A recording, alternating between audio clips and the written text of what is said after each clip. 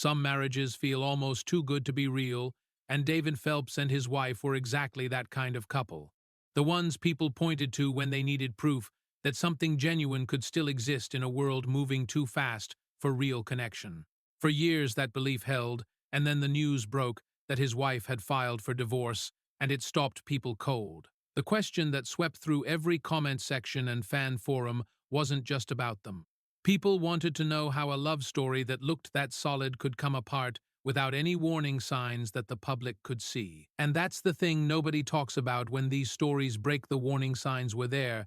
They were just hidden inside the ordinary fabric of daily life, buried under schedules and late nights and conversations that got shorter without anyone quite noticing the pattern. What happened between David Phelps and his wife didn't start with a blow-up or a betrayal. It started with something much quieter and, in many ways, much harder to fight against.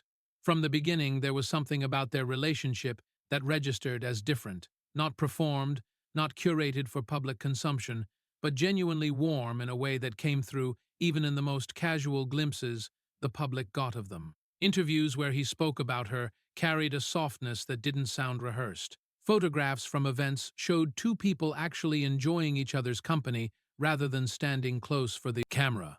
Fans picked up on that authenticity immediately, and it became the foundation of why so many people invested in their story. What made it compelling wasn't the glamour. The realness was what drew people in. His wife brought something steady to the relationship that balanced everything chaotic about his career. Every demand his professional life placed on him, she absorbed on the other end, making sure their home stayed warm and grounded no matter how turbulent things got outside of it. That kind of support is easy to overlook precisely because it works so well when someone holds everything together quietly. It's tempting to assume it'll just keep happening, that no maintenance is required, that the stability is self-sustaining.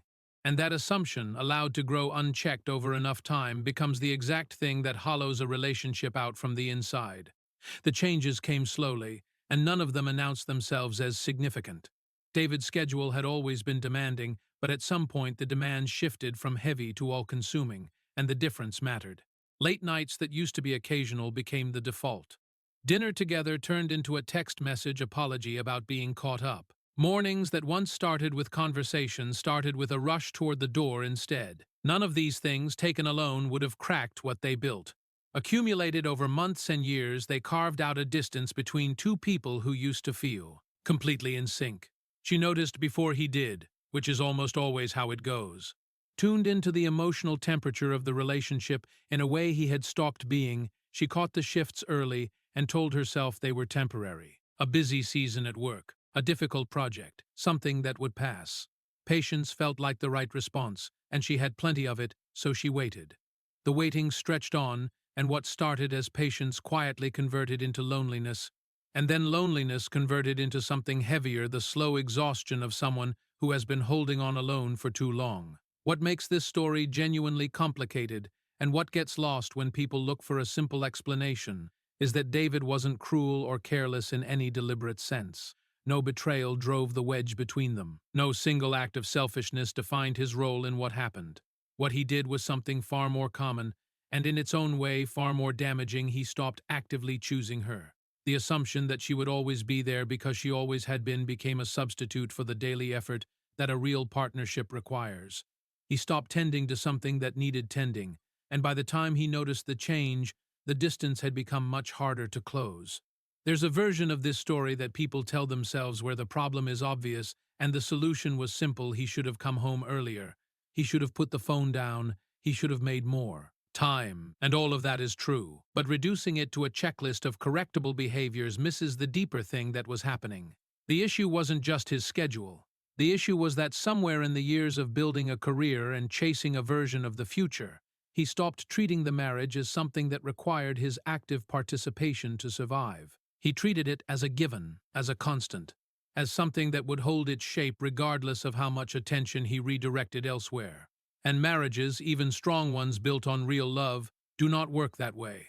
They require showing up not just on the days when it feels natural, but especially on the days when it doesn't. The night things finally broke open came the way those nights always do, not as something scheduled or expected, but as the last straw after a long series of smaller disappointments. He came home late, worn down, already somewhere else in his head. She asked if they could talk. His answer was that they could do it later. And that word later landed differently than he intended, because it carried the weight of every other time he'd used it. Every delayed conversation, every moment, she'd set her own needs aside to accommodate his exhaustion.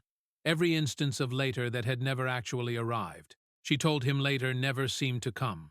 And then she asked when she had stopped being a priority. His instinct was to defend himself, to explain that everything he did was for their future, for the life they were building together. And the tragedy is that he meant it. He genuinely believed that his work was an act of love, a way of providing and securing something lasting for them both. But her response to that cut straight to the center of what had gone wrong. A future is built out of present moments, and he had been absent from most of theirs. Walking towards something together isn't the same as walking alongside each other, and they had stopped doing the second thing a long time ago. What followed that conversation was the kind of honesty that only surfaces when there's nothing left to protect. She told him she had changed, that somewhere inside years of being patient and supportive and understanding, she had realized she was doing all of it alone. The marriage she was carrying wasn't the partnership she had signed up for. And what struck people who knew her well when she described that night later was that she wasn't furious. Fury would have been easier to watch. She was just tired, with the particular tiredness of someone who has been fighting for something by themselves and finally run out of fight. After that night, the house they shared became a different kind of place. No arguments filled the rooms, no dramatic confrontations, no moments of visible collapse. Just silence, the variety that somehow communicates more than shouting ever could. David buried himself in work the way he always did when emotions became too large to sit with, convincing himself that momentum would carry him past the discomfort. His wife stopped reaching for reconnection. The reaching had cost her too much already, and she had nothing left to spend on it. Friends noticed the shift in her without being told what was happening. She smiled differently, or rather, she smiled less and in a way that didn't quite reach her eyes. When people asked how things were, she said they were both just busy these days and left it at that. Those who cared about her understood what lived in the space between her words. They were watching someone who had already made a decision in her heart and was working up to making it real. What deserves real attention here, because it tends to get smoothed over in the retelling, is how long she sat with this before acting on it. Filing for divorce wasn't a reaction. Months of sitting with the reality of her marriage, asking herself hard questions, extending every reasonable grace, and still arriving at the same answer again and again, that's what produced the decision. She had asked for what she needed, not dramatically or unreasonably, but clearly and honestly. And she had watched those requests go quietly unfulfilled enough times to understand that waiting for something different was no longer a strategy. Walking away took courage, and framing it as failure misses that entirely. The morning she called her attorney, her hands shook. Every element of the decision had been thought through so many times that no uncertainty remained, only the weight of setting something irreversible into motion. Hearing herself say the words out loud made it real in a way that months of private deliberation hadn't. Afterward, she didn't feel relief, and she didn't feel broken. Still is the only word for it, the stillness of someone who has put down a very heavy thing and hasn't yet figured out how to stand fully upright without it. David received the formal papers, and numbness came first, followed immediately by the instinct to find an explanation that made this something other than what it was. Surely a conversation could fix it. Surely they hadn't actually reached this point. But the paperwork carried no ambiguity, and the hours after he read it forced a reckoning he'd been avoiding for a long time. Every choice that had seemed small at the time, every later, every missed dinner, every moment he'd been physically present but completely elsewhere, those choices stacked up in front of him now as a complete picture of how he'd gotten here. A particular grief belongs to realizing you weren't malicious and were still the reason. David sat inside that grief with no way to move through it quickly. The news broke across entertainment media within hours, and the internet responded the way the internet does, loudly and all at once. Social media turned into competing arguments about who bore responsibility, with one side citing his career demands and the other pointing out that professional success doesn't excuse emotional absence. Old footage and photographs got pulled up and reanalyzed, every past interview suddenly a potential clue. Both David and his wife let the noise run without adding to it. No statements, no interviews, just a quiet dignity that stood out sharply against everything happening around them. And here is what that public silence actually communicated, even if no one on the outside could fully decode it at the time. Two people who had once been everything to each other were now navigating the ending of that chapter with more grace than the situation seemed to demand. They didn't owe the public an explanation. They didn't owe anyone a breakdown or a dramatic accounting of who said what and when. The decision to stay quiet wasn't avoidance, it was a choice to protect what little privacy remained in a situation that had already become uncomfortably public. That restraint, maintained in the middle of a media storm that was actively searching for reaction, said more about both of them than any statement ever could have. Rebuilding for each of them looked nothing like the clean narrative of moving on that gets projected onto public figures after a split. David's home felt cavernous without her in it. The habit of reaching for his phone to share something with her didn't disappear just because sharing was no longer an option. Music, which had carried him through every difficult chapter before this one, now felt both essential and harder to access than it ever had. The melodies that came too. Him during those quiet nights carried something new, a rawness that hadn't been there before, the sound of someone working through something real. His wife moved through her own process on a different timeline and in a different direction. Travel helped. Time with people who had known her before her identity became so intertwined with the marriage helped more. Picking up interests she had set aside, reconnecting with the parts of herself that existed independently of being someone's partner. All of it moved slowly and non-linearly, some days feeling like genuine progress and others feeling like starting over from the beginning. Healing without a fixed schedule, she discovered, is its own kind of work. What both of them were discovering, separately and through different means, was that identity doesn't just survive the end of a long relationship automatically. It has to be actively reconstructed. For years, so much of who they were had been defined in relation to each other, his career shaped by her support, her daily life organized around the rhythms of his work, and none of that simply resets when the legal paperwork is finalized. She had to learn what she wanted for dinner when the choice was entirely hers. He had to figure out what a Saturday morning looked like when there was no shared routine to fall into. These sound like small things, and maybe they are, but they add up to the full weight of what a shared life actually contains, all the invisible architecture that only becomes visible once it's gone. Here's what those close to both of them understood, even if it never appeared in any public statement: the love between David and his wife didn't disappear. That's the most complicated part of the whole story, and the part that makes it genuinely human rather than just cautionary. Two people can love each other and still be unable to make a marriage function. Love turns out to be necessary but nowhere near sufficient. Presence, effort, the daily decision to prioritize each other even when something else would be easier, those are what a relationship actually runs on. And when those things stop happening consistently enough, love by itself cannot hold the structure up. The headlines faded, as headlines do, replaced by fresher stories and newer subjects for public attention. What remained, long after the news cycle moved on, was something quieter and more lasting than any of the coverage. The couple once held up as proof that lasting love existed became a different kind of example, one about what it costs when the small everyday moments get sacrificed to bigger ambitions, and about why being present in an ordinary Tuesday matters as much as showing up for the milestone moments everyone can see. David went back to his music with a depth that hadn't been there before, channeling what he'd lost into the one language he'd always trusted. His wife stepped forward into an independence that turned out to be not just survivable, but, in its own way, freeing. Their story didn't end the way either of them had once imagined, standing beside each other.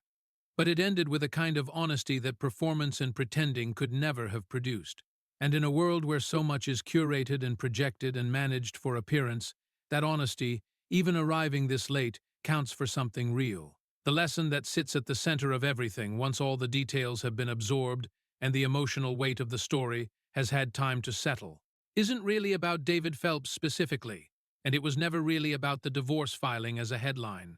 What this story keeps circling back to, in every chapter and at every turn, is the same quiet truth that most people already know somewhere inside themselves, but find very easy to set aside when life gets busy and demanding. The people who matter most to you will not always tell you when they are running out of patience. They will not always send a clear signal at the moment when things shift from difficult to unsalvageable. They will wait and adapt and give more than they probably should. And by the time the situation becomes impossible to ignore, the distance may already be wider than either person realized. Waiting for a crisis to remind you to show up is a strategy that works until it doesn't, and when it stops working, the cost tends to be much higher than anyone anticipated. The question this story quietly leaves behind isn't about David Phelps specifically, and it isn't really about divorce as a headline. The question that lingers, after all the details have been absorbed and the narrative has run its course, is the one each person applies privately to their own life. Not whether you show up for the big moments most people do, but whether you show up for the Tuesday evenings, the ordinary dinners, the small daily conversations that don't seem to matter until their absence has carved out something irreplaceable. That's what David and his wife's story is really about.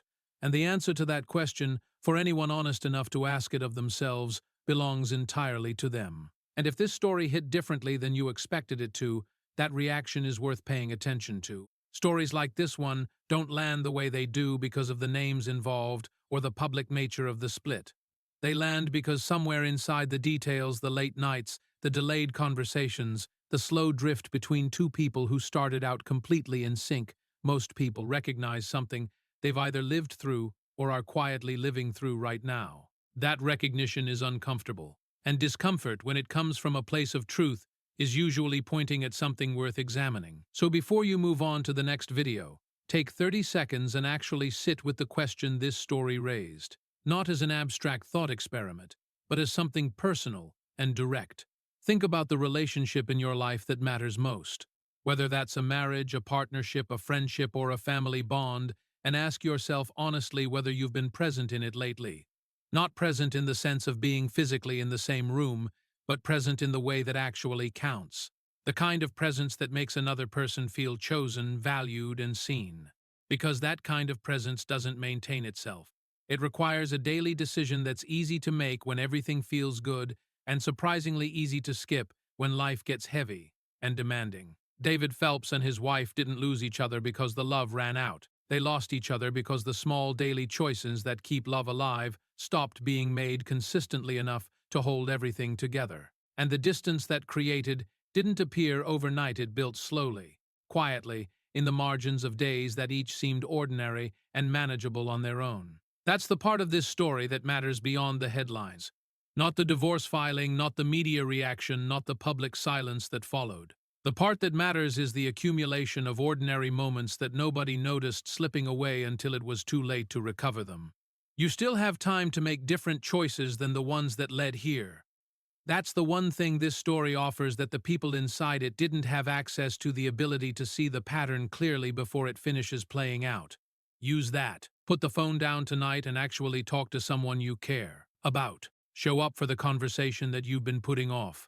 Stop treating the people who matter most as constants that require no maintenance, because nothing that matters works that way. If this video gave you something to think about, share it with someone who might need to hear it too. Hit the like button if the story stayed with you, and subscribe so you don't miss what's coming next. Because there are more stories like this one waiting, stories about love, about loss, about the choices that shape a life in ways that only become clear in hindsight. The next one might be exactly what someone in your life needs to hear. Don't let them miss it. If this story stayed with you longer than you expected it to, there is a reason for that. The best stories don't just entertain, they hold up a mirror, and what you see in that mirror tends to linger. So if something in David and his wife's journey felt personal, if something in the slow drift and the quiet distance and the conversations that never quite happened resonated with something in your own life, then this channel is exactly where you are supposed to be.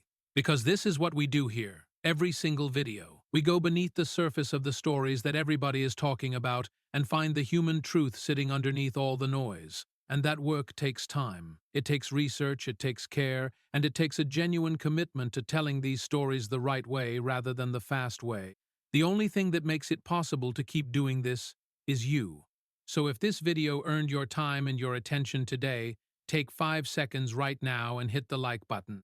That one small action does something real. It tells the algorithm that this story mattered, that it deserves to reach more people who might need to hear it. 5 seconds. That's all it costs. And what it gives back is the ability for this kind of storytelling to keep finding the audience it belongs to.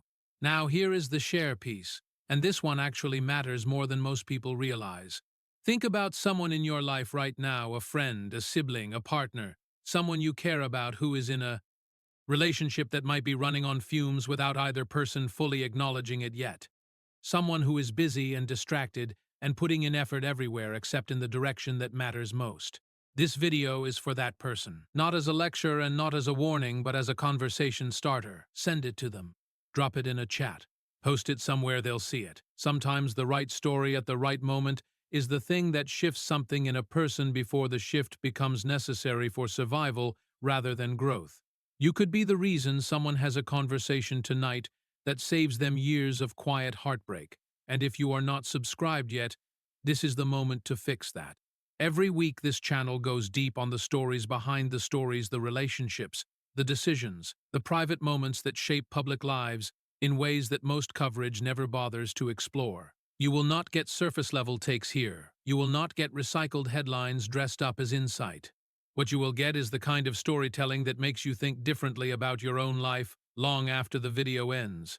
Hit subscribe and turn the notification bell on so the next one lands directly in your feed the moment it drops. The next story is already in the works. And if today's video is anything to go by, you are not going to want to miss it.